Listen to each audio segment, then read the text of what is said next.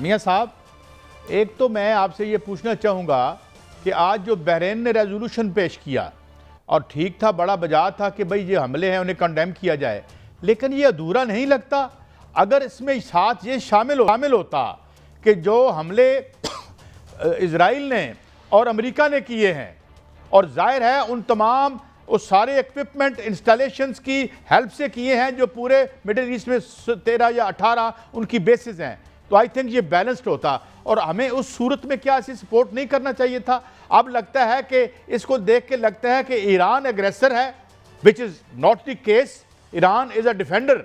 तो आप क्या समझते हैं इस पे? तो इसको तो पिंच ऑफ साल्ट के साथ ही देखा जाएगा, क्योंकि अगर हम उन दोनों को जिन्होंने पहल की, जिन्होंने पहले हमला किया और एक मुल्क पर अनप्रोवोक्ड हमला किया, उसका इसमें नाम ही कोई नहीं है। देखिए भाई साहब, दो करारदादें जो है वो पेश हुई हैं। एक करारदाद जो है वो ये पेश हुई कि जो खलीजी ममालिक पर हमले हो रहे हैं उस हवाले से, तो उस हवाले से पाकिस्तान ने बिल्कुल उसमें हिस्सा लिया, क्योंकि खलीजी ममालिक पर हमले हो रहे हैं और हमले कौन कर रहा है ये इसकी तहकीकात होनी चाहिए। और इसकी तहकीकात के लिए पाकिस्तान ने कहा है, क्योंकि ईरान ने बार बार जो है वो ऐसे हमलों की तरदीद की है जो कि तुर्किया पर किया गया या अजरबैजान पर किया गया या सऊदी अरब पर किया गया या तेल की तंसीबात पे किया गया। उन्होंने तो इसकी तरदीद की है कि ऐसी कोई बात नहीं है, ना हमने हमला किया है, हमने सिर्फ जो अमरीकी अड्डे हैं उन पर हमला किया है। तो पाकिस्तान ने जो ईरान पर हमले हुए हैं अमेरिका के, इजराइल के, उसकी बाकायदा भरपूर मजम्मत की है। और जो दूसरी करारदाद पेश हुई उसमें जो है वो अमेरिका ने वीटो कर दिया, उसमें पाकिस्तान बिल्कुल वो जो है वो उसके उन्होंने खिलाफ वोट देना था कि ईरान पर जो हमला किया गया है वो गलत है। और क्योंकि पाकिस्तान ने बाकायदा तौर पर इसकी मजम्मत की है, तो रूस और चीन उन्होंने भी जो है वो इसका वो साथ दिया है कि जो खलीजी ममालिक हैं उन पर हमले नहीं होने चाहिए। लेकिन जो आपने बात की कैसा कि इस पर बाकायदा तौर पर तहकीकात होनी चाहिए और इसका पाकिस्तान ने मुतालबा किया है कि इसकी तहकीकात होनी चाहिए। आज जो मुख्तसर दौरा वज़ीर आज़म का हुआ है और वज़ीर आज़म सऊदी अरब में है, ये चंद घंटों का दौरा है, ये बड़ा अहम दौरा है। इसमें सफारतकारी की जो है वो पाकिस्तान की अहमियत को बड़ा इजागर किया गया है और बड़ी अहमियत की नज़र से देखा गया है। और दूसरा, पाकिस्तान ने सऊदी अरब की सलामती और खलीज में जो अरब ममालिक हैं वहाँ पर जो बाकायदा तौर पर इजराइल के तरफ से जो है हमले हो रहे हैं उस हवाले से वहाँ पर बातचीत होगी। और वहाँ पर जो शहजादा मोहम्मद बिन सलमान है उनसे मुलाकात एक मुख्तसर मुलाकात है। और इस जो दौरा है कायद साहब, इसके दूररस नताइज हैं, क्योंकि इसके जो नताइज फौरी तौर पर निकलने वाले हैं वो पाकिस्तान को इकनॉमिक तौर पर जो है वो फ़वाइद मिलने वाले हैं। पाकिस्तान को जो है वो $5 अरब के डिपॉजिट जो है वो 10 साल के लिए जो है वो मिलने वाले हैं और 1.2 अरब डॉलर का जो उधार तेल है वो 10 साल के लिए मिलने वाला है। इसके अलावा जो तजारती कॉरिडोर है वो भी पाकिस्तान के साथ तय होने वाला है। और इसके अलावा कैसा वहां पर जो मिडिल ईस्ट है वहां पर 17 सर एक मिनट सिर्फ 17 फौजी अड्डे हैं जो अमेरिका के हैं और अमेरिका इस वक्त वहां से दुम दबाकर भागने वाला है, क्योंकि उसको डरावने ख्वाब आना शुरू हो गए हैं। और उनको यहां तक ख्वाब आ रहे हैं कि उनके एक सलामती के इदारे ने ये खुफिया मेमो दिया है कि वहां पर ईरान जो है वो कैलिफोर्निया में हमला कर सकता है, इसलिए यहां पर वो अड्डे खाली कर रहा है। और वो अड्डे खाली करेगा तो वहां पर पाकिस्तान और चीन की मौजूदगी होगी। और जो अब सऊदी अरब की जो के साथ हमारा दिफाई मुआहदा भी है, दीगर ममालिक जो है अरब के वो भी पाकिस्तान के साथ दिफाई मुआहदा करना चाह रहे हैं। तो पाकिस्तान के लिए तो आगे अपॉर्चुनिटी ही अपॉर्चुनिटी है। वो तो मियां साहब अपॉर्चुनिटी है वो जंग अब अपनी शराइत पर खत्म करेगा, क्योंकि अमेरिका और इजराइल को शिकस्त हो चुकी है। आज के जो ताज़ा तरीन हमले हुए हैं वहां बहुत तबाही हुई है। मैं मियां साहब ये कह रहा हूं, पहली बात तो ये कि देखें हमारे बड़ी नाजुक सूरत हाल है। जो इस वक्त एग्रेसर है वो अमेरिका और वो है, वो क्या नाम है, होमिसाइडल जो मैनियक है, एक नीम पागल आदमी है जिसका जो नेतन्याहू है, उन्होंने 166 बच्चियां मार दी यार। हमें शर्म किसी को नहीं आई दुनिया में। और ये कहते हैं जी वो हमें पता नहीं था, नक्शा हमारे पास पुराना था।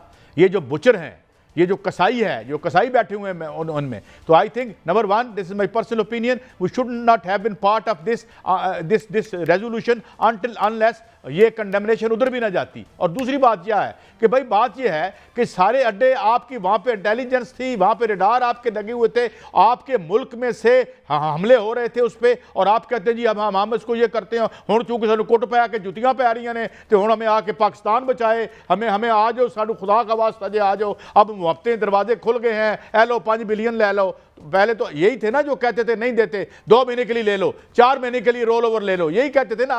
अब रो रहे हैं बैठे हुए, वहां से लोगों को समझ नहीं आती ये तो नसीहत की में हालत ये होगी है। लेकिन साहब जो रो रहे हैं वो अभी भी रो रहे हैं, उन पर हमले उसी तरह हो रहे हैं। यूएई के हाल देख लें, वहां पर बाकायदा हमले हो रहे हैं। वहां पर ही कहा गया ना कि जो अमेरिकी जो बैंक्स हैं और जो अमेरिकी जो है वो मालियाती इदारे हैं उनसे दूर हो जाओ, वहां पर हमले होंगे, और हमले हो रहे हैं। सऊदी अरब पर तो हमले नहीं हुए, वो इसलिए नहीं हुए कि ईरान ने पाकिस्तान का एहतराम किया।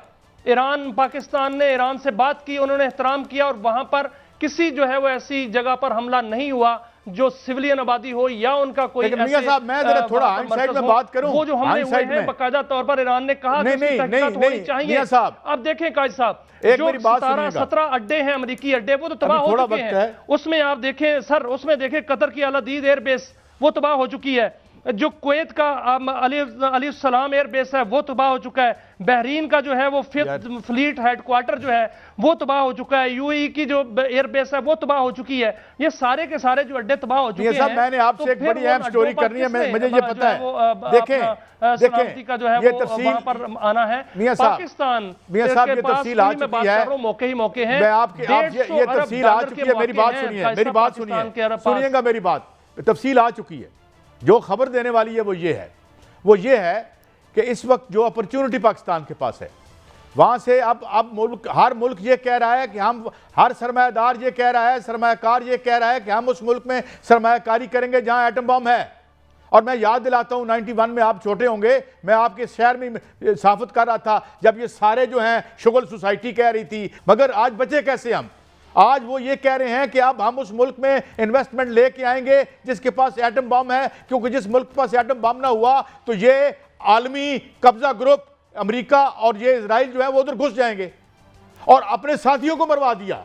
यानी जिनको ये तहफ़्फ़ुज़ करने के लिए ट्रिलियंस ऑफ डॉलर जहां से निकाल के वो ले गए, उन्होंने कलियां छाट के उनका असला उठा के भाग गए कि नहीं हमने तो इजराइल को बचाना है।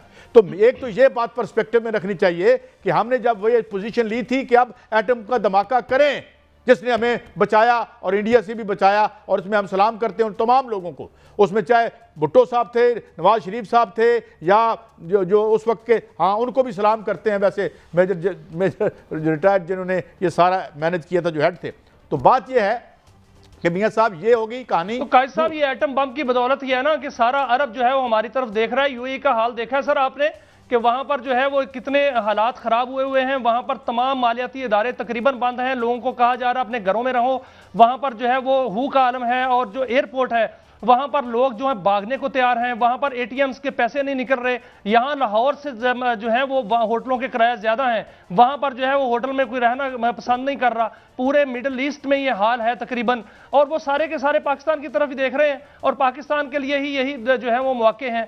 ये जंग तो खत्म होनी है, और ये जंग जो है ये साहब एक खबर दें, साहब जो है वो चीन जा रहे हैं। एक खबर दें मुझे, खबर दें 31 मार्च को उन्होंने चीन जाना है। खबर लेनी है आपसे, टाइम कम है, उन्होंने खत्म करनी है क्योंकि चीन ने टाइम कम है। मियां साहब मुझे खबर दें, कर दी है, मुझे खबर दें।